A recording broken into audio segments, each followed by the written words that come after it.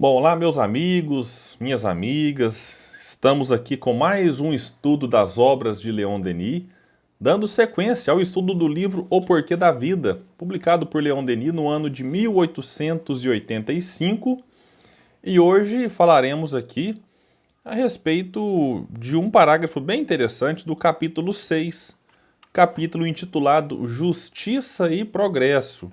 Para quem quiser acompanhar a leitura, hoje nós falaremos então, deixa eu ver aqui, do terceiro parágrafo. Lembrando que Leon Denis veio falando dos espíritos, né, dos espíritos superiores, os espíritos felizes, quais eram as suas funções, como nós falamos no estudo anterior. E agora aqui ele vai trazer a questão da reencarnação de uma maneira mais direta. Quando ele diz, por exemplo, das nossas observações e das nossas pesquisas, destaca-se assim uma grande lei: a pluralidade das existências da alma. Bom, essa palavrinha dá uma travadinha aqui para sair, mas sai. Que nada mais é do que reencarnação. Né? Pluralidade da existência das almas, ou seja, essas almas têm diversas existências, naquilo que nós já falamos em outros estudos. A vida é uma só. Depois que somos criados por Deus, estamos sempre vivos, ora com corpo, ora sem corpo, mas este espírito passando por diversas existências. E Leon Denis prossegue afirmando que nós vivemos antes do nascimento e reviveremos após a morte. Essa frase é bonita, né? Nós vivemos antes do nascimento e reviveremos após a morte. Pode parecer óbvio para aqueles que acompanham o nosso estudo e que já estão familiarizados com o ensino espírita, com a questão da reencarnação, mas para muita gente, uma frasezinha simples como essa pode significar aí um novo olhar, uma nova perspectiva sobre a própria vida. Então a gente tem que entender que nem todos já ouviram falar de reencarnação. E se a gente fala, nós reencarnaremos, a pessoa pode nem entender o que é isso. Eu, por exemplo, já vi na imprensa mesmo, em alguns sites jornalísticos, o pessoal confunde incorporação com reencarnação. Quando fala assim, o espírito do fulano reencarnou no outro. E aí eles falam de um espírito de alguém que desencarnou há pouquíssimo tempo. Né? E eles confundem uma certa influência como se isso fosse reencarnação. E não é isso.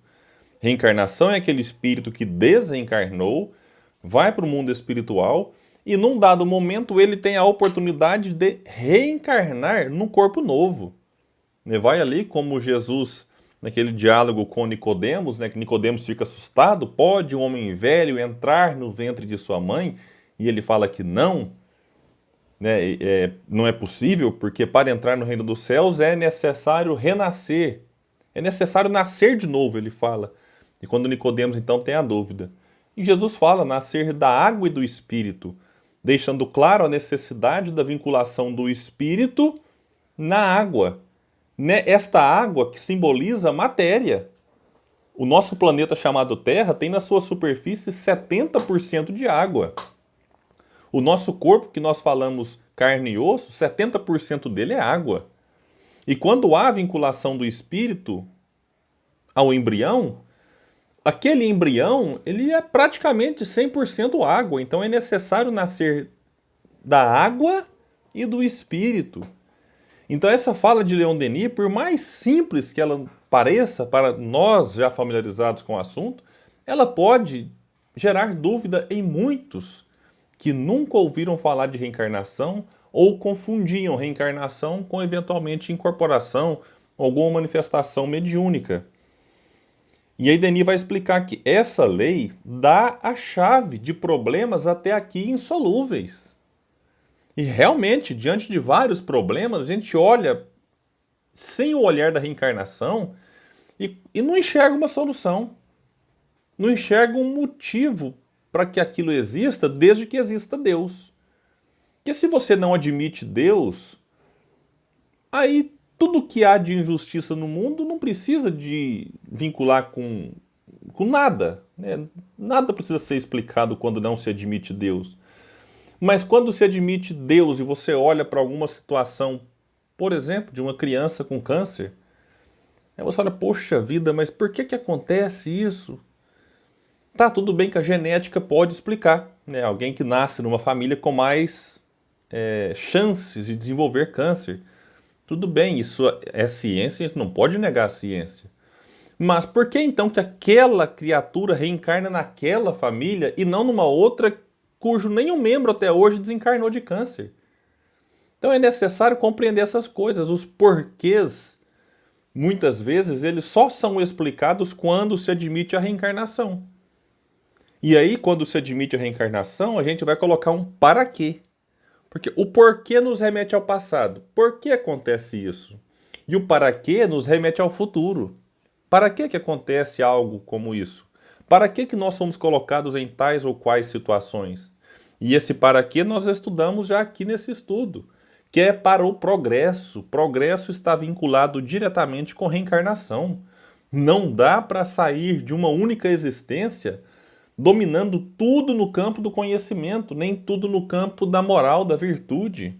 Então precisamos renascer muitas e muitas vezes. E eu lembro da introdução do Evangelho segundo o Espiritismo, quando Kardec coloca que o Espiritismo nos dá a chave para compreender várias passagens do Evangelho até então ininteligíveis, incompreensíveis. E uma dessas chaves, nós podemos dizer, é a própria reencarnação, que ela vai explicar ali várias questões do Evangelho, que sem a reencarnação a gente vai ficar sem entender muito. Só ela explica a desigualdade das condições, a variedade infinita das aptidões e dos caracteres.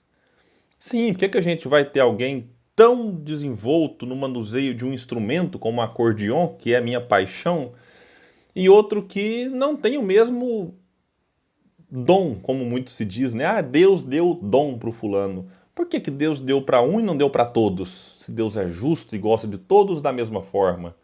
É que aquele que nós falamos que nasceu com o dom de Deus, ele nasceu com o dom que ele adquiriu. Foi ele que em outras encarnações desenvolveu o talento. Quando desencarna, o seu corpo fica, mas o talento vai com o espírito. O talento que nada mais é do que a aptidão para aquilo, que pode se dar nos instrumentos, que pode se dar também em relação aos idiomas, algum aspecto, alguém que gosta mais de assuntos políticos, econômicos, outros gostam mais de religião. Tudo isso pode ser explicado de acordo com aquilo que nós já vivemos e quando reencarnamos, trazemos de volta essas tendências, aptidões, caracteres aqui, o caráter. Como é que eu vou olhar para um Francisco de Assis e de repente olho para um governante autoritário, ditador? Eu falo, por que Francisco é assim e aquele ditador é daquela outra forma? É porque Francisco já passou por muitas e muitas encarnações e foi crescendo espiritualmente. Enquanto aquele ditador, ele pode ser um espírito mais novo, aprendendo a lidar com o poder, com a autoridade, desenvolvendo o amor que Francisco já desenvolveu mais. Então é interessante. E desigualdade das condições, nós falaremos um pouco disso mais para frente, quando o Denis vai tratar da pobreza, da riqueza, de certa forma da classe média. Então isso aqui o Denis vai destacar depois, então não vou abordar desigualdade das condições agora. Diz Denis, então, conhecemos ou conheceremos sucessivamente todas as fases da vida social. Atravessaremos todos os meios. No passado, éramos como esses selvagens que povoam os continentes. Cadê? Me perdi aqui. Que povoam os continentes atrasados. No futuro, poderemos nos elevar à altura dos gênios imortais, espíritos colossais que, semelhantes a faróis luminosos, clareiam a marcha da humanidade.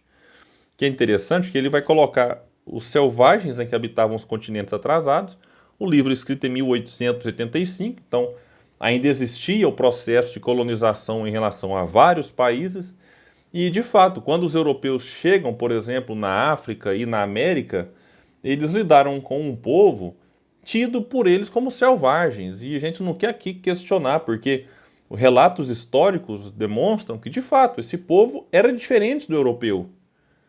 tinham várias habilidades no trato com a terra, no trato com a natureza, e os europeus, quando chegaram, provocaram uma verdadeira carnificina. Há livros de história relatando a dizimação sanguinária, tudo por interesse em relação às pedras preciosas, ao ouro, à prata, as coisas ali que eles foram encontrando, depois pelo domínio da terra, matando índios, como acontece ainda hoje, para se apropriar daquelas terras como se elas não tivessem donos, e elas tinham donos, que eram os índios que habitavam as Américas. Depois um processo, né, de escravização, tráfico negreiro, trazendo negros do continente africano para a América para ajudar a explorar não só o continente, mas o solo, as pessoas, a força, o trabalho. Então, esses ditos civilizados da Europa eram mais civilizados em vários aspectos. Já se tinha ali uma cultura diferente daquela cultura da América e da África. Mas houve, de fato, uma imposição pela força daquele povo tido, repito, por civilizado em relação àqueles tratados como selvagens.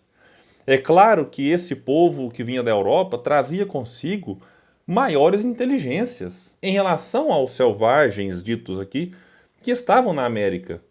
Mas nem por isso seria necessário agir daquela forma, em que o interesse, em que a vontade por dominar, em que o mais forte oprime o mais fraco. Então, com certeza, a forma como foi feita em vários países, para não generalizar, mas a vontade que dá é generalizar, gerou para a própria Europa vamos dizer assim, uma responsabilidade coletiva, em que aí sim a forma como isso foi feito pode ter gerado para muitos reencarnações em que precisariam aí sim desfazer. Então, o que pode ter acontecido é que muitos europeus que incentivaram aquele tipo de exploração na América podem ter reencarnado na própria América tempos depois para tentar desfazer, sendo aí grandes líderes, chamados muitos revolucionários, alguns líderes políticos importantes, que vieram reencarnar aqui na América para tentar, repito, consertar um erro do passado. Então é importante a gente observar por esse ponto de vista que a reencarnação vai tornar tudo um pouco mais compreensível e nos trazer um certo consolo. E Denis diz, fechando já esse estudo de hoje e fechando o parágrafo 3º, que a história desta humanidade é a nossa história. Com ela percorremos os caminhos árduos, experimentamos as evoluções seculares que relatam os anais das nações. O tempo e o trabalho, eis os elementos dos nossos progressos. De fato, meus amigos, precisamos trabalhar, precisamos, como vai dizer Allan Kardec para nós no Livro dos Espíritos, trabalha toda ocupação útil. Então, que a gente possa ocupar o nosso tempo com coisas úteis, respeitando momentos de descanso, de lazer que o nosso corpo precisa, mas não abrindo mão daquilo que vai dar uma certa utilidade, eu vou dizer assim, à nossa vida, em que nos sentiremos partes desse processo evolutivo que a humanidade como um todo passa e que precisa da nossa colaboração, mesmo que ela seja pequenina. Meus amigos, era isso que a gente tinha para hoje. Eu agradeço a companhia, a presença e convido para que permaneçam conosco, nos ajude a divulgar esse trabalho, nos ajude a divulgar as obras e o pensamento de Leon Denis, porque eles, assim como de Allan Kardec e vários outros pensadores, vêm nos auxiliar a atravessar os momentos difíceis em que todos nós mais ou menos nos encontramos. Forte abraço e até o próximo estudo das obras de Leon Denis.